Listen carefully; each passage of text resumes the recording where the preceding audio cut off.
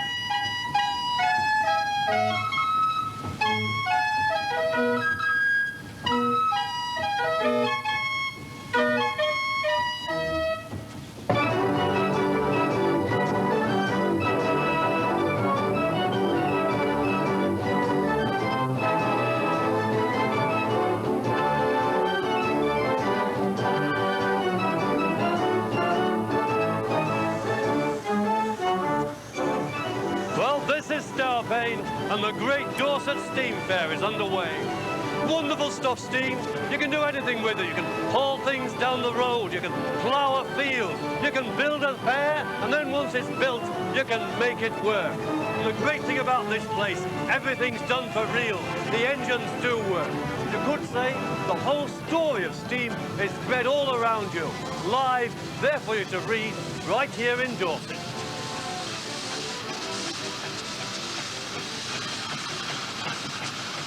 There's steam everywhere you turn, and when you're here, you really feel you're involved with the engine. You can go up to them and touch them, and chat to the bloke at the wheel. But with so much to see, where do you start to look? Well, why not go right back to the very beginning? The story begins down on the farm. By the 1840s, the farmer had threshing machines such as this. What he wanted was something to power them. There were steam engines that work on the railways, in the mills and the factories, so why not down on the farm? And the manufacturers did exactly that. They provided him with a portable engine such as this. The great wheel turns round, put a belt on it, and it can drive the machine over here. What you can't see is any mechanism for driving the machine itself forward, making it go up and down the country lanes. That's because there wasn't one. The power for pulling it along was supplied by a team of horses fastened on the front here. And a man by the name of Thomas Aveling looked at such a machine, and this is what he said. It is an insult to mechanical science to see a steam engine dragged along by 6 horses. It is as absurd as seeing a steamer pulled by half a dozen sailing ships. Now, of course, the answer seems obvious. Get the engine to pull itself along. And that's just what happened. The traction engine in all its glory was born. There are enormous, great, powerful machines here. So, what would you call the smallest traction engine at Stourpane? Goliath. Had to be. The owner's Doc Romanis. And what's an eye surgeon doing up to his elbows in grease? I suppose it's a form of recreation. It's a hobby. And it's something that I used to do when I was a student. I used to go thrashing in order to earn enough money to buy my first transport, an autocycle. And I like going back to those student days. So that's the fundamental reason. There's a certain technical interest in it too. You've got to keep the equilibrium going of the engine, and you've got the lovely smell of the corn that's coming off, and therefore it means that you've got a successful harvest and you won't be hungry. They're all symbolic of very ancient religion as well. Is there something very special about steam that appeals to you? Oh, yes. Certainly. Steam, I think it's probably a congenital disease. And like many other congenital diseases, it's not susceptible to being treated or being cured. That all sounds a little ominous. I'm not too sure I like being told I've got an incurable disease, but I can't disagree with the diagnosis, certainly not a stomach pain. You see, this is what makes me a steam addict. The sight of a fine old steam engine doing the job it was built for. They're not playing about, not just putting on a show for the customers. The engine's genuinely working hard, driving a threshing machine that's stripping the grain from the straw. And the story doesn't end there. Your grain's now ready to make into flour. But why bother to take it all the way to the mill? You've got a steam engine, so why not bring the mill to the grain? A portable mill powered by steam. You can make your flour right here in the middle of your cornfield. So, that's your grain taken care of. What happens next? Now this is the bit that I really like. Making straw into bales. It's a wonderful machine, like a giraffe at dinner time. I could watch it for hours.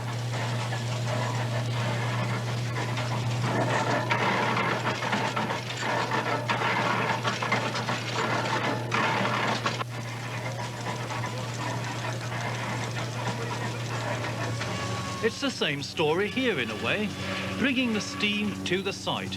This is a portable saw bench, and once again they're doing a proper job of work, making fences for the National Trust.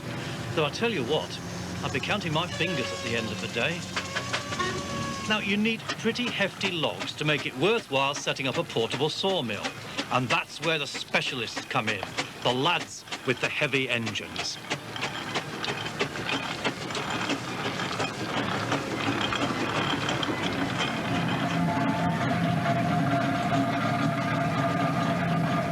There's a special appeal in the big machines, even if, like Len Crane, you started on a somewhat smaller scale. From when I was about 4 years old, I had a little metallurgy spirit built little engine on a board I used to play with. And ever since then, I've been interested in anything to do with cogs and wheels. And at sort of 11-year-old, my father bought me an old lathe, and I started making model steam engines that worked on coal, the coal-fired ones. And from then, I graduated to bigger models, quarter-scale models, and then under 5-inch gauge railway engines. And then I started to make a model of this when the firm was sold up in the Midlands. And instead of 3 inches to the foot, the model I was making, I finished it with 12 inches to the foot, the full-size one. So did you stop there? I mean, is that it? No. We've got another one since then now. We've got a Burton crane engine as well, which we're now renovating at the moment. So where do you go next? I mean, you've got two. Are you going to go on collecting more? Well, I don't know. See, my name's Crane, and the crane engines fit, don't they? So if another crane engine comes for sale, I might have another one. You never know. So where do you take it? Does it go anywhere, or? Well, we do every weekend. We're all over England, more or less, and we've been over recently to Holland twice and to Belgium, and we've been to Ireland, and in a fortnight's time we go to Germany. Well, I thought it was only the English who were mad. I mean, do other people get mad about these things as well? Yeah, just as mad as us, yeah. Yeah. What's the thrill of a thing like this for you? What you get out of it? Well, I don't know. It's the size of the thing, I think, one thing, and the other thing is that it's dead 1 minute. You light it with a match, you set fire to it, in other words. It all comes to life, bubbles away and squeaks, and little bits of steam come out. It all talks to you, and you oil it, it all starts to work very nicely, and you can drive off. What's better than that?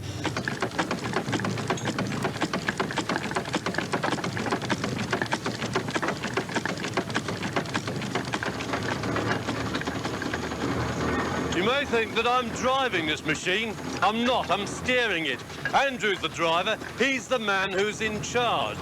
And really, it's a fascinating machine because it's much more like a locomotive you see on the railways than like the lorry you see on the roads. You've got a big boiler producing steam, pressure gauge tells me, coming up towards 150 pounds per square inch. Then you've got everything working. You've got 2 cylinders up at the front here, because you get high-pressure steam coming into a small cylinder. Still got pressure when it comes out, so you think, well, why waste it? So it goes into a larger cylinder, next to it a low-pressure cylinder. The controls, well, there's a regulator here, which decides how much steam goes in, and that decides how fast you go, how much power you get. You've got a reverser, which, as the name suggests, goes backwards and forwards, makes the machine go backwards and forwards. It's a bit more complicated, but we won't go into all that. Lots of other technical things, but those are the main controls, and of course the handle which I turn to keep the thing going more or less straight. And that, as they say, is that. This is an Aveling and Porter traction engine. You can always recognise them by the rampant horse on the smoke box here.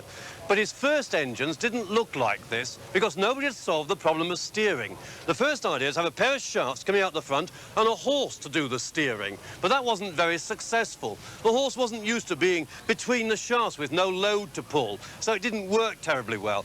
Next idea was even weirder. Big extension and a thing like a boat's tiller. You steered the front wheels, which must have been incredibly hard work. And it was only at the very end, when they came to produce steamrollers, and you weren't going to move a steamroller with a tiller, they came up with this sort of arrangement. A pair of chains on this big circular drum which move the front wheels. And that's what every traction engine has that you can see on the showground today.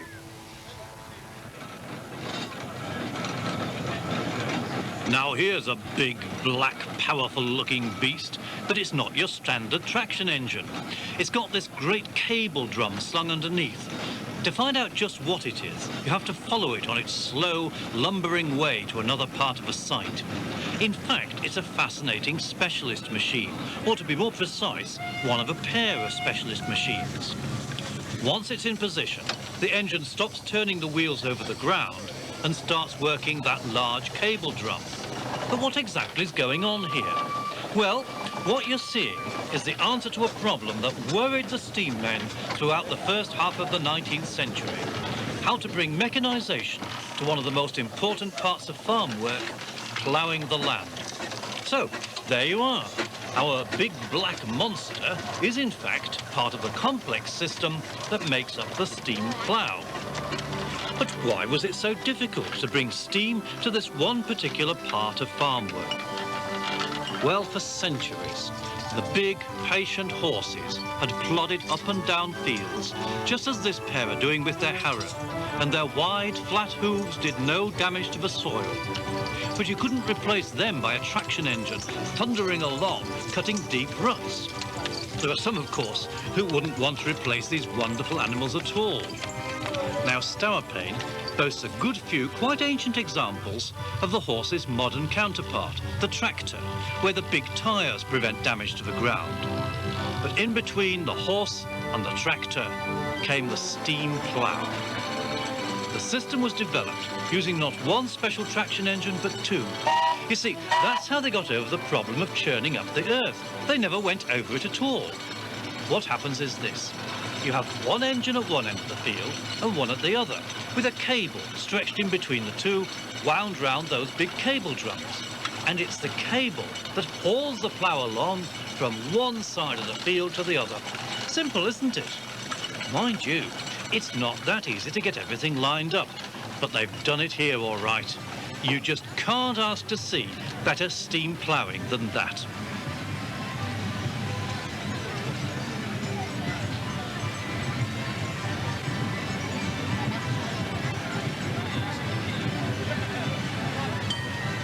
I could watch this lot forever, but it's time to take up another part of the story. Steam on the road did not get off to a very promising start. Just 200 years ago, a man by the name of William Murdoch down in Cornwall invented a steam carriage. It was quite successful, but his boss was James Watt, the great steam king of the time, and he wanted to keep his monopoly, so he told Murdoch, stop your engine straight away. So Murdoch did. He went off and invented gas lighting instead. Then at the end of a century, the next one came along, Richard Trevithick, another splendid engine that unfortunately went to celebrate. And he went into the pub, the engine simmered, and it blew up. Eventually, of course, the engineers got it right, and then bureaucracy got into the act. 1831. The Red Flag Act said a man with a red flag had to walk 60 yards in front of an engine to warn the populace that this dangerous steam monster was coming, shouting out, "Beware, steam engine coming, get out of the way, get the women and children indoors." Seeing power like this out on the roads sets the blood stirring, all right. But what about the human side of it all? If anyone should know about that, it's Jim Sarney, who organises the big haulage run. Steam locomotives are as good as the men on the footplate. Something that's alive, something you can feel, and something that you're in contact with physically, both firing it and driving it. The men have got to be physically and mentally in contact with the whole thing. Otherwise, you know, you never do it. All the drivers on these engines have all sort of mentally got to be in contact with one another. And that's how it's all moved, this stuff. All we're trying to do is portray to the people how these heavy loads were moved in the years before the Second World War. And we've got the equipment together now to show people what these engines had to do for a living and the sort of conditions that the men had to work under. Someone said to me today, "Why has it taken you 2 hours to turn this trailer around?" I said, "Because we're doing it how it was done 50 years ago, before hydraulic cranes were even invented. And that's how it took a fortnight to do 14 miles with these heavy loads across rough ground, laying big steel plates down, running the loads over it, picking the plates up, rolling them in front of the trailer and dropping them, and the engines pulled them over them again. And that's how they moved loads on soft ground. No hydraulic cranes or modern stuff at all. Well, we feel that we have achieved something when we can shift these heavy loads from one spot to another. Of course, we're only doing it as a demonstration today, but I think we realise more than anyone what these men had to go through for a pittance of pay. You know, in pouring rain, snow, gales, they had to keep at it all the time. These men were made of iron, there's no doubt about that. They were a different breed of people to the ordinary man in the street, there's no question of doubt about that.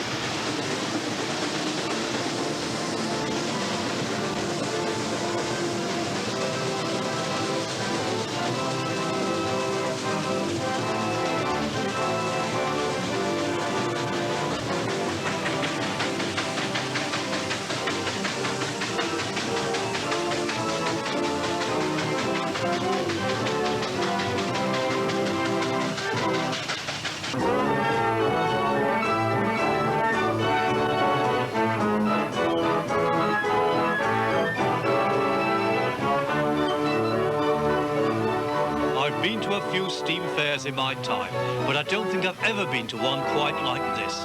It's not just the vast numbers of people, it's not even just the steam. It's an old whiskered cliche to talk about fairs having something for everyone. But at Stourpate it's absolutely true. There really is something for everyone. Michael Oliver's laid on a great show, but is it really what they say about it? Is it the greatest steam show on earth? Certainly the greatest locally, I'll give you that. I'm sure we must be now. We've got roughly 2,800 exhibits here, and as you can see, we've only about yards between each of them. We've nearly filled up 170 acres of show ground, so I can imagine there can't be anything much bigger. We've got a record 44 showman's engines here this year, which is a very nice record, really. I thought we'd be lucky to get 40, but 80 fair organs to go with them. And I'm thoroughly enjoying the fine weather because we are noted to get pretty poor luck with the weather. So we seem to have cracked a lot of records this year. What keeps you going personally? Well, I think it's quite nice to be big-headed and know what a good job you're supposed to have made of it. And I thoroughly enjoy that. It's much better for people to say they've enjoyed it and things have gone wrong. But I've always been connected with steam engines. My father used to thrash by steam, and I always feel that there's something you've done as a young boy that conjures up nice memories. As I said to a person just now, I imagine if you've ever been in Dartmoor in prison, if you go back there after you've come out on a holiday, there must be something that interests you there again. So how long are you going to keep going? Well, the thing is, you know, You seem to get yourself to such a pitch you don't know whether it's day or night or what. And I've not been to bed until about 2 o'clock for the last 6 weeks. And I'm always up before 5. And it's amazing that I don't feel tired. I can't understand it. I said this to a chap just now. He said I could do a 70 like you then in our workshop. Now, if, like me, you're one of those people who love old machinery, the chances are that you're either looking for a bit for an engine you've already got, or you're looking to buy your very first engine. Either way, you're likely to end up at the auction where a bewildering array of things are on sale. Fancy £12,000 worth of showman's tractor, or a portable engine. Or perhaps one of the more modestly priced objects in the marquee would fit a little better into the family budget. To a lot of people, this is a load of old scrap iron. But to certain people, this is exactly what they wanted. This is their dream come true, the moment to get that vital piece, that vital implement. I mean, this isn't just an ordinary load of shovels you've got here. This is a whole stoking set for a steam engine. And this, what, lot 360? Oh, well, that's just the sort of thing somebody wanted. 19 valve handles. And this, now, lots of people look at that and say, bit of old rust iron, no use to anybody. That, sir, is a genuine steam whistle. Somebody's going to want that today. Lot number 6, the Enfield motorcycle instruction books. Thank you very much. 3 or 4. 2 if you wish. £1 for anybody again. 1 I'm being 2 at the back, 2 at the back, 2 at the back, £2, £3, £4, £4, £4, £4, £4, not at the back. £5, £5. What about it now? £5, £6, £6 over here. £6. And while the auctioneer's still at it, knocking down the instruction manuals and the steam whistles at bargain prices, everyone else is just getting on with the main business of the day, having a splendid time.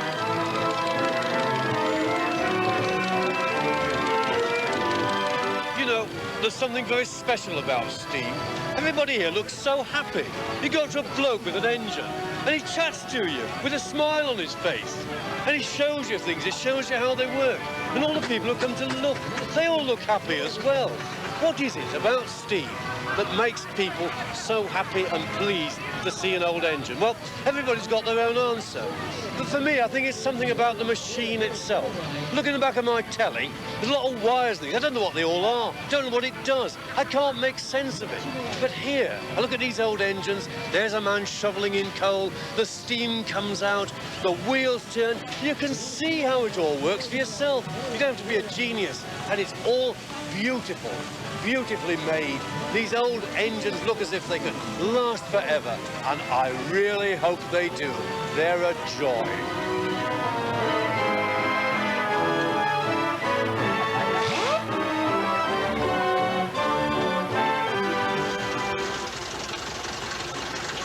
In 1897, they finally got rid of the bloke in front, and steam on the road had its chance, and it took that chance.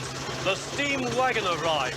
If it looks like a modern lorry, then that's no surprise, because the old internal combustion engine truck is simply this with a different sort of engine. It was steam that showed the way. I wish I'd swapped my car for one of these.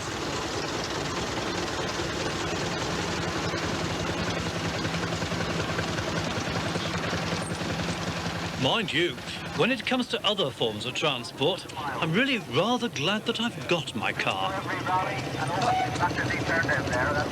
That's me. Oh. Oh. That's the bone shaker. Quite how cycling ever got going when they started on things like this, I can't imagine. It's amazingly difficult to ride. But cycling did get going. It became very popular, especially with the Victorian middle classes. They loved it. But the roads were terrible. And they started to complain, and they had a powerful voice, and the government had to listen. So better roads were needed, and they were supplied, thanks to the new invention, the steam roller.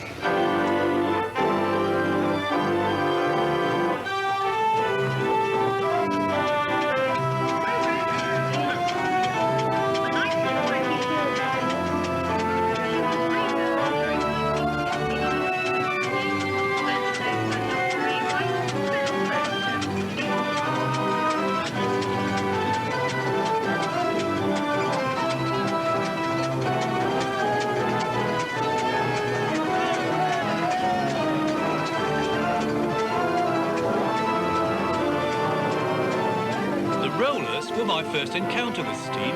When I was a kid, I used to plague the drivers. Mister, can I have a ride, mister? The wonderful thing was, I sometimes got it. Mind you, I never saw anything like this on our street. The coffee pot, or if you want to be technical, a 1928 tandem roller. Isn't it amazing?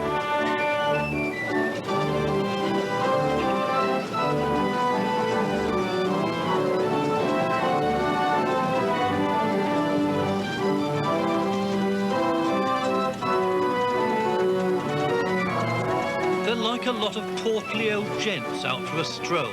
I know what I like about them, but what's the special attraction for steamroller owners like Barbara Hood? There's something about them, they're live.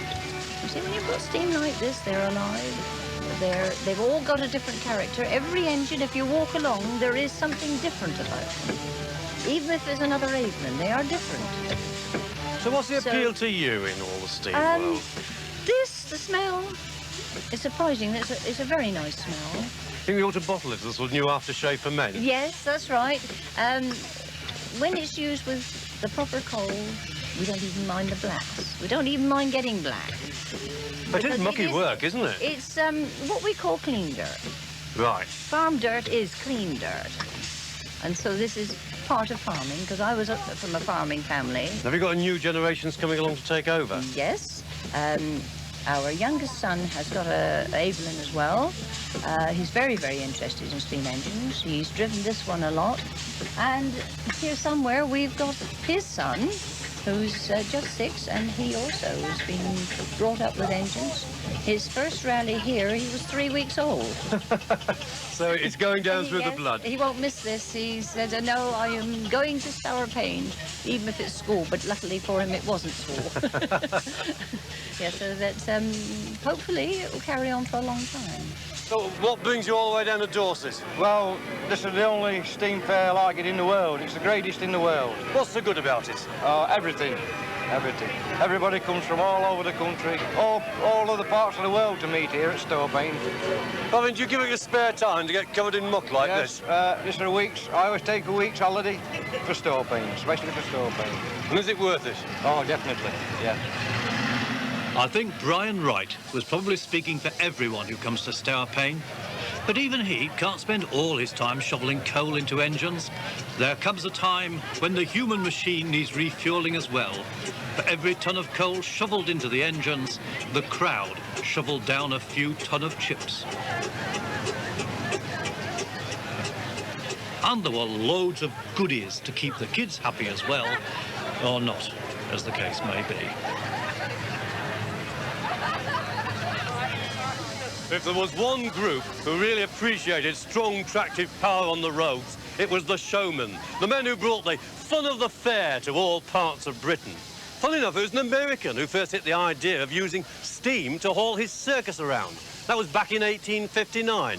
Then just 100 years ago, that man again, Thomas Aveling, decided the showmen needed a special engine all their own, a showman's engine. Well, this magnificent beast is a showman's engine. It's not the same breed, though. This is from Fowler of Leeds. And being a Yorkshireman myself, I had to get a northern engine in somewhere. And it was originally used for John Murphy's Proud Peacocks. That was the fairground ride. It used to haul around the country. Now, the experts are all going to say, but it's the wrong colour. Engines like this aren't supposed to be blue. They're supposed to be maroon. Well, when John Murphy ordered his engine, he wanted it ready for the start of a season, and Fowler's were late, so it went out in an undercoat. It was supposed to go back for a proper paint job, but somehow they never got round to it, and blue it was, and blue it remained. One of the hardest working engines in the north. And what is it that makes a showman's engine so very special and different from any other traction engine? Well, to see that, you have to see the engine at work. All right, lads?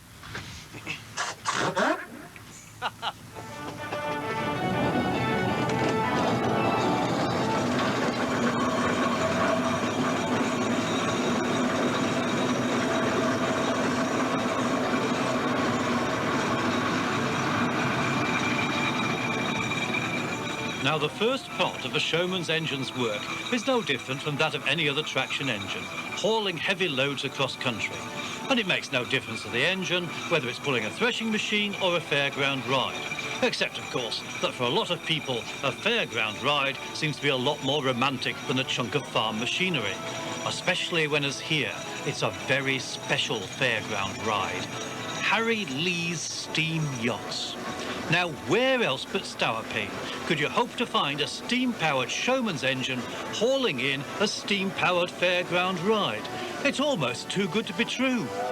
And there, waiting to accept delivery and supervise the whole operation, is Harry Lee himself. Put your end down, up floor. Right, keep on of it. Couple them together.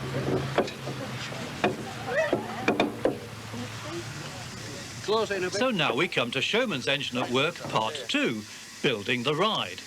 And the first stage is to convert the engine into a crane. That takes no time at all.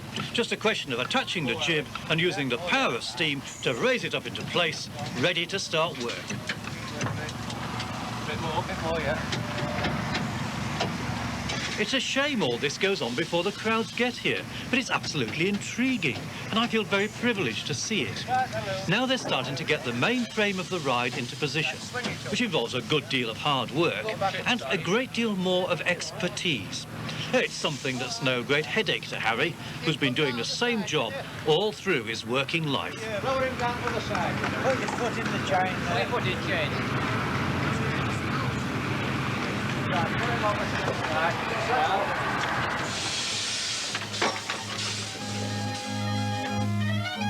The music you hear all over the fair comes from fairground organs, and the best of them are powered by steam.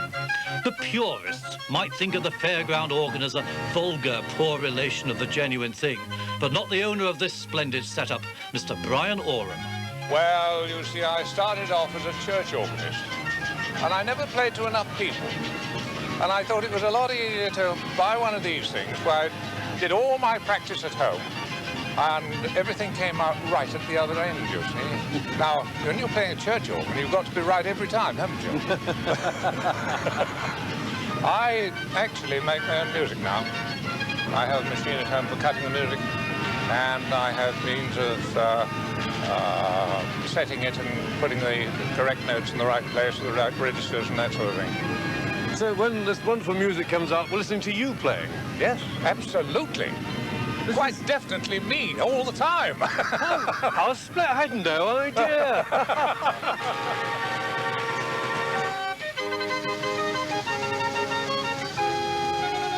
It's not just Brian Oram on the keyboard, it's Oram family, providing the power that drives the machinery. For this organ comes complete with its very own portable steam engine. And as if that wasn't enough, to have your own fairground organ and your own steam engine, the family take their own travelling home with them wherever they go as well. I think this is absolutely lovely. It's a genuine showman's caravan of 1895. Of course, this was home to the showman, and it looks like a home, a real genuine home that could move. All the things you'd expect to find. There's a splendid tile surround the fireplace, excellent cast iron stove, and I love all this cut glass in the mirrors. It's called the North Star design, very traditional. Really, the showman's caravan goes with everything else on the fairground. It's a part of the whole scene.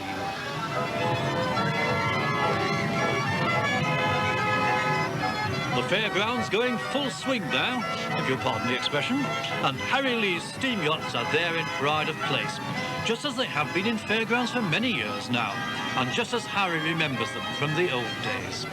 It was the days of the gas lamps, tram cars, and music halls and theatres. People used to come to the fair in hansom cabs, and they spent golden sovereigns and half sovereigns on this machine before paper money was started. I remember my father telling me that. That was before the First War. But you've always had a steam engine in the middle for the ride. Oh yes, what we call a portable engine, what was made part of the machine, that. And that was my plan, to keep the machine original, to never to modernise it. So this is just as it was in your father's day and granddad's day? Exactly, yes. All steam powered. The organ as well, organ music, and that's powered with a steam donkey engine at back. That runs by steam. Who's the gent on top? That's Johann Strauss, that. the bandmaster, that's what he was modelled off. He wants Strauss, one of the best music makers in the world.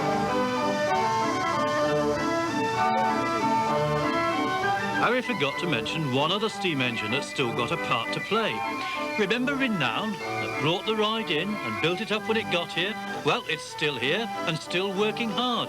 Showman's engine, part 3, generating electricity. This was when the old engines came into their glory. As night begins to fall, they turn the whole showground into a blaze of light and colour.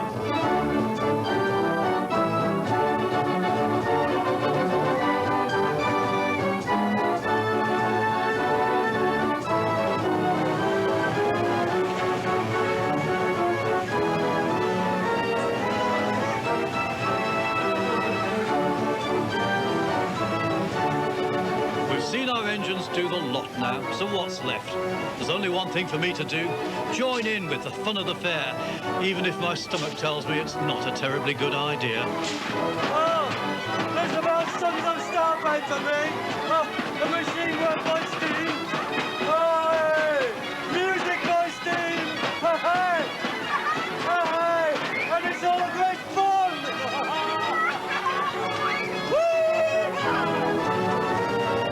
Well, all right, you try talking on that thing. But I did enjoy it, just as I loved the whole fair. And it seems only fit and proper to leave the last words with the man who made it all work, Michael Oliver. Everybody here is willing to have a go. That's the great thing. I'm sure that we shall have a lot of happy people going home to various parts when it's over. And they're already saying, now get me on that list for next year, boys, because I think they're a little bit concerned that we may not be in a position to take all of them back. But we should fit them in. If we go a bit bigger, I suppose.